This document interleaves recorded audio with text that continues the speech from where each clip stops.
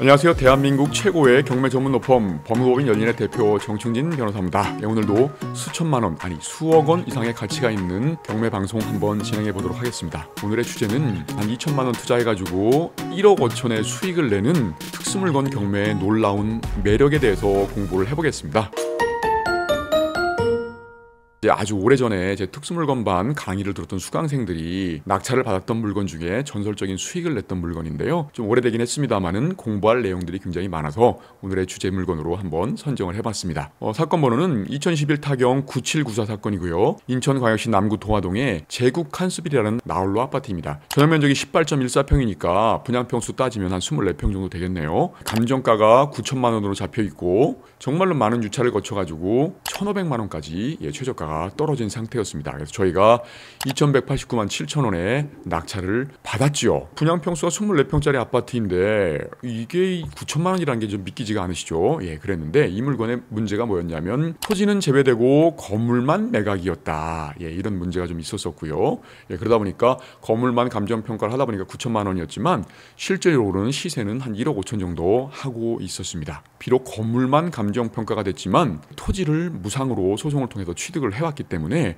실제로는 1억 5천짜리 아파트를 2,100만 원에 받은 꼴이 됐습니다. 먼저 사진을 좀 보시면 이렇습니다. 나홀로 아파트니까 나름대로 이제 이렇게 당하게 잘 지어진 건물입니다. 방은 3개이고 발코니가 무려 4개입니다. 거실도 굉장히 넓은 상태고요. 위성 지도로 보시면 여기가 이제 지하철 1호선 경인선 도화역 바로 인근입니다. 인근에 초등학교도 있고 그리고 이제 위쪽으로 좀 올라가게 되면 여기가 이제 주안 국가산업단지입니다. 그러다 보니까 임대 수요가 굉장히 많겠구나라고 추정되는 그런 아파트입니다. 이 물건의 문제가 도대체 뭘까? 아까 잠깐 봤습니다만은 토지는 제외하고 건물만 매각이다 라고 있고 법적인 문제를 알아보려면 뭐를 열어봐야 한다 그랬죠? 물건 명세서를 열어봐야 되지만 이 물건이 오래돼가지고 물건 명세서를 열어볼 수는 없습니다. 그런데 저희 행꿈사 옥션에는 그 물건 명세서의 내용들을 이렇게 주의사항으로 기재를 해놨지 않습니까? 이 매각 물건 현황은 건물만 매각이고 대지권은 말소가 돼 있는 상태이기 때문에 대지는 취득할 수 없다. 그리고 부동산 현황에는 대항력이 있어 보이는 임차인이 거주를 하고 있는데 본건 현황조사차 현장에 임하여 점유자 박某씨를 면대했는데 확정 판결에 기해서 점유자 가족들이 점유 사용하고 있다라는 진술을 했답니다. 이게 나중에 굉장히 사건 해결에 중요한 열쇠가 될 텐데 아니라 다를까 이 주의사항을 보시면 유치권자 박某씨로부터 공사대금 5,300여만 원에 대해서 유치권 신고를 했다. 그런데 그 옆에 보니까 인천지방법원 이촌호 가합 1037 공사대금 확정 판결이 있다. 그러니까 유치권에는 허위 공사업자들이 유치권 신고하는 경우가 많지 않습니까? 그런데 공사대금 확정 판결을 받은 거로 봤을 때에는 진정한 유치권자로 보여지고 또 하나는 2006년 가단 59815 건물 명도 사건도 확정 판결이 있다 이렇게 돼 있습니다. 그래서 저희가 대법원의 판결문 제공 신청을 통해서 판결문을 입수를 해가지고 검토를 해봤더니 공사대금 5천만 원이 원금이었고 거기에 이제 소송을 진행하게 되면 지금은 지연이자가 12%지만 당시에는 20%였습니다. 그래서 20%의 이자가 붙는 상황이었고 그리고 이 건물 명도 사건은 분들도 수정해 보시건데 건물의 소유자 혹은 수분양자, 분양자가 그 유치권이 허위라는 이유로 건물 명도소송을 진행을 했는데 기각 판결을 받았다. 그렇다면 유치권이 존재한다는 게 확정돼 있다는 그런 내용입니다. 굉장히 무시무시하죠. 유치권들은 보통 허위라는 전제하에서 입찰들을 하는데 이거는 공사대금 확정 판결도 있고 게다가 이제 연 20% 이자가 붙다 보니까 2005년에 이제 소송이 진행됐다는 얘기입니다. 이촌호 가합은 저희가 낙찰받을 때는 2011년 6월 달이었기 때문에 한 6년 정도가 지났단 말입니다. 20% 이자가 6년 동안 붙었으면 원금이 5천만 원인데 6년 동안 20% 이자가 붙었다 그러면 이자만 해도 6천만 원입니다. 그러니까 합산 1억 1천만 원을 떠안아야 되는 상황이고 유치권 확정 판결도 있기 때문에 웬만해서는 입찰을 할 수가 없는 그런 물건이죠. 그럼에도 불구하고 대한민국 최고의 경매 전문 로펌인 저희들은 이 유치권을 새로운 논리를 주장해서 깰 수 있겠구나라는 그런 전자에서 유치권 소송을 진행을 했고요. 건물만 그 감정평가가 돼 있지만 우리는 토지도 취득한다. 이렇다는 전제 하에서 대지권 절차를 이행하라. 그것도 무상으로라는 소송을 병행해서 진행을 했습니다. 물론 이제 이런 논리들이 되게 까다로운 논리들이고 저희가 엄청난 부당이득을 취한다는 그런 그 판사들의 선입견이 꽤 컸거든요. 처음부터 확정 판결도 있는데 소송을 왜 했냐부터 해가지고 대지를 공짜로 달라는 게 말이 되는가부터 여러 가지 이제 판사들의 선입견을 비추는 말들을 많이 하셨습니다만은 저희가 이제 계속해서 우리는 새로운 논리를 주장하는 것이고 이게 이제 일정한 법령의 요건을 갖췄기 때문에 우리는 대지를 공짜로 취득해야 한다라는 식으로 주장을 했습니다. 그렇지만 1심에서 저희가 패소를 했습니다. 그런데 이제 2심에서 저희가 아주 보기 좋게 뒤집었고 대법원에 상고를 했습니다만은 심리불속행으로 기각되어 저희가 최종적으로 승소를 했죠. 그래서 1억 5천만 원짜리를 2천만 원에 낙찰을 받게 된 꼴이 된 것이죠. 그런데 문제는 이런 물건이 당시에 또 하나가 있었거든요. 그래가지고 저희가 하나가 아니라 두 개를 받아서 진행을 했기 때문에 그거는 이제 2천만 원이 아니라 3천만 원의 낙찰을 받았고요. 그거는 이거보다 뒤늦게 소송을 진행을 했기 때문에 이게 소송에서 저희가 정리가 되고 나서 그 유치권 소송은 인도민용으로 끝을 냈고 대지권 소송은 판결이 있다 보니까 쉽게 이기게 됐죠. 그러니까 거의 투자한 금액은 한 5천만 원인데 실제로 한 3억 정도의 수익을 얻게 되는 그런 결과를 이루어냈죠. 이 전설적인 그런 기록 중에 하나인데 저희 이제 행꿈사에서는 굉장히 이거보다 훨씬 더 전설적인 그런 수익을 낸 것들이 굉장히 많습니다.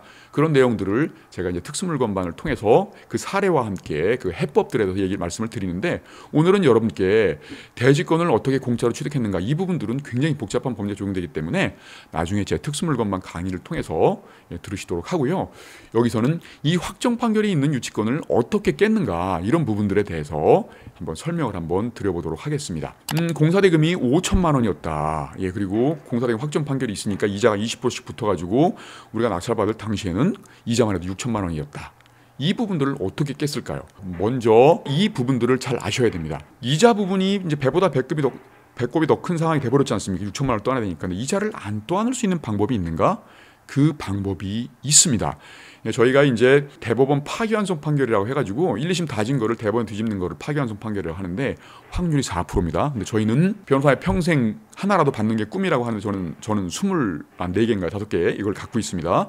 근데 그 가운데 하나가 저희가 만들어낸 판결인데 유치권자가 일정한 요건을 갖추게 되면 공사대금을 주장하면서 20% 이자를 청구하는 그런 판결을 갖고 있다 하더라도 일정한 요건을 갖추게 되면 이자는 안 떠안고 원금만 떠안게 되는 경우가 있습니다. 저희가 검토를 해봤더니 이 사례가 그 경우에 해당되는 사례였다는 것이죠. 그 내용을 알려드리면 이 내용은 이제 수억 원에 갇혀 있겠죠. 여러분들 이런 유사한 사건에서 이자가 그 원금보다 더 커가지고 되게 많이 높게 떠안아야 되는데 이자를 안 떠안을 수 있다라고 하면 굉장히 그것만으로 큰 수익 모델이 되는 거니까요. 일단 여러분들 이렇게 한번 생각을 해보십시오. 그 채권 채무 관계가 동시 이행 관계가 있는 경우가 있습니다. 그게 이제 보통은 대표적인 게 임차인의 보증금과 임차인이 명도를 해야 될 의무가 동시 이행 관계가 있다. 이런 내용이거든요. 그게 무슨 내용이냐면 만약에 임대차 기간이 종료가 됐음에도 불구하고 보증금을 임대인이 돌려주지 않습니다. 그러한 경우에 보증금 반환 소송을 진행하겠죠. 소송을 진행하면 그 지연이자를 받을 수 있으니까 이렇게 보증금 1억 원에다가 20% 이자를 가산해서 지급하라. 이런 식으로 청구를 했다고 치자고요. 그랬는데 상대방이 집주인이 항변을 하기를 보증금 지급 의무와 네가 건물을 명도해줄 의무는 동시행 관계가 있는데 난 네가 명도를 안 해줬으니까 보증금을 안 주는 것뿐이다 라고 동시에 항변을 하게 되면 이자를 청구할 수가 없습니다. 이자 청구는 기각이 되거든요. 그런데 유치권도 마찬가지입니다. 공사업자가 공사를 완료하면 목적물을 인도해줄 의무와 공사대금을 지급해줄 의무는 대법원 판례상 동시 이행 관계에 있다고 하고 있거든요. 그래서 저희가 이 공사대금 확정 판결과 이 건물 명사권 확정 판결을 봤더니 이 공사업자는 이 건물에 그 골조를 올리고 석재 공사를 담당했던 공사업자인데 건축주가 대금을 안 주니까 아예 한 번도 현장에서 이탈하지 않고 가족들과 더불어서 들어와서 그때부터 2005년 때부터 살았다. 이렇게 주장을 하고 있었더란 말입니다. 그리고 건물에 그 이행을 했던 흔적이 한 번도 없었다는 거죠.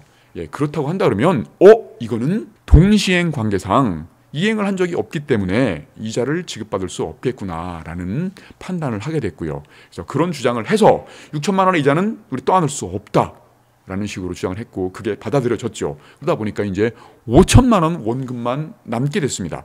근데 5천만 원 원금만 남았는데 5천만 원 원금도 요 한 줄에서 힌트를 얻어가지고 해결할 수가 있었죠. 건물 명도 사건의 확정 판결문을 저희가 이제 입수를 해서 분석을 해보니 공사를 2005년도에 마쳤는데 그때부터 이제 우리는 공사를 못 받아가지고 가족들이 들어와서 점유하고 사용하면서 살고 있다. 살림을 살고 있다는 거죠. 이렇게 되면 대법원 판결상으로는 유치권자는 점유만 할 수 있지 이렇게 실제로 거주하고 사용 수익을 할 수 없는 거 아니야?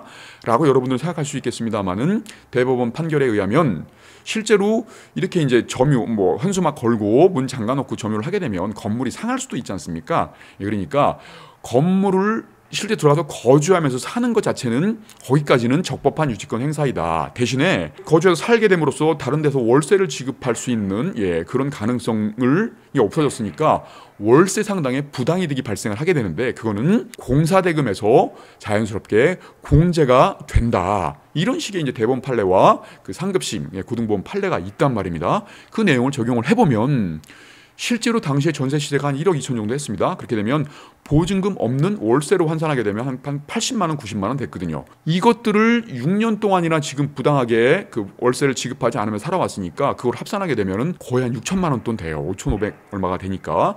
그렇게 되면 실제로 이제 공사대금 원금도 그 부당이득으로 공제가 된다고 한다 그러면 낙찰자가 떠안을 게 하나도 없겠구나 라는 식의 그 상상을 하게 되고 그거에 대한 상상에 대한 근거들을 찾아놓고 이렇게 해서 접근을 하게 되는 것이죠.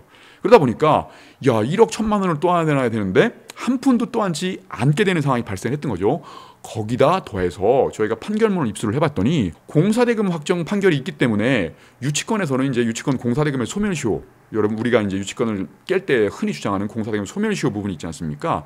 유치권 공사대금 소멸시효는 보통 일반 채권은 10년이지만 공사대금 소멸시효는 짧게 3년입니다. 공사대금 확정 판결이 있다고 한다 그러면 소멸시효가 중단이 돼서 소멸시효 문제는 더 이상 다툴 수 없지만 소멸시효가 도과했는가라고 했을 때의 그 기간 문제가 아니라 유치권자 박모모 씨가 개인인데 개인이 공사하지는 않았을 거 아니냐. 이 사람이 무슨 뭐 법인이 있으면 법인으로서 이제 공사를 했을 텐데 찾아봤더니 법인 유치권자 박모모 씨가 이 석재 공사를 진행을 했단 말입니다. 그렇다고 한다면 법인이 법인 이름으로 소송을 진행을 해야만 법인과 대표자는 별개이니까요. 그죠? 그렇게 해야만 공사대금 소멸시효가 중단이 됐을 텐데 대표자의 자격에서 개인 이름으로 소송을 진행했습니다. 이렇다고 한다면 판결이 없는 거로 보여지는 거죠. 실제로 도급을 받았던 그 법인은 소송을 안 한 거니까 그리고 공사대금 채권은 법인이 갖고 있는데 대표가 진행을 했으니 소멸시효는 중단되지 않았다라는 주장도 더불어 진행을 했고요. 그렇게 해서 투망식으로 다양한 논리를 주장을 해가지고 기존의 변호사님들은 그런 주장을 안 했기 때문에 졌겠죠. 그렇지만 저희들은 그렇게 주장을 해서 깔끔하게 저희가 승소를 했습니다. 그리고 이제 당연히 그 대지권 소송에서도 대지권은 일정한 요건을 갖췄기 때문에 우리가 대지권을 취득했으니까 우리에게 대지권 소송 등기 이행 절차를 진행해야 된다라고 해서 승소를 했고요. 지금 딱 봤을 때는 너무나 막막한 사건이고 너무나 어려운 사건이고 실제로 어려운 사건이 맞습니다. 확정 판결이 있으면 판사들은 그리고 우리가 헐값에 받았기 때문에 선입견이 굉장히 크죠. 그 선입견을 다 깨고 저희가 승소를 해서 그리고 또 이거 한 건이 아니라 두 건을 그렇게 진행을 함으로써 소액 5천만 원으로 3억 정도의 수익을 올렸다는 그런 전설적인 이야기입니다. 어떻게 보면 그 결론만 들었을 땐 믿기지 않으시겠습니다만은 이렇게 어떻게 해결했는지를 들으시고 나니까 믿기시죠. 이런 부분들이 특수물건 공부의 매력인 겁니다. 그래서 제가 이제 여러분들이 여러 같은 성원에 힘입어가지고 오프라인 강의를 잘 안 하는데 3월 한 말경에 오프라인 강의를 진행하게 됐습니다. 그래서 이제 우리 행꿈사 카페에서 조만간에 수강 신청을 받을 텐데요. 경매를 통해서 행복한 부자를 꿈꾸는 분들이 한다면 수강료가 200만 원인데 제가 봤을 때는 정말로 수억 원의 가치가 있다고 장담합니다. 제가 20년 동안 쌓아왔던 이런 노하우들을 하나하나 다 풀어드리는 판례 외우고 판례 공부하고 이런 과정이 아닙니다. 실전에 적용할 수 있는 수익 모델들을 배우는 과정이니까 6주 과정 중에 단 한 주만 들어도 1억 원 이상의 가치가 충분하다고 저는 생각하니까 그 강의를 꼭 수강하셔가지고 행복한 부자의 꿈을 이루시길 바라겠고요. 이 건물만 감정평가가 됐을 때에 대지를 공짜로 취득하는 법 아니면 수분양자가 분양대금을 미납해가지고 뭐 2억 3억 떠나야 된다라고 했을 때 어떤 요건을 갖추면 그 대금도 안 떠나도 될 수 있거든요. 그런 것들을 어떻게 해결하는지 뭐 이런 것들부터 해가지고 한 30-40개의 수익 모델을 배울 텐데 여러분들 깜짝깜짝 놀라실 겁니다. 그 강의를 저와 함께 하고 싶으시면 행꿈사 카페에서 수강 신청하시면 되겠습니다.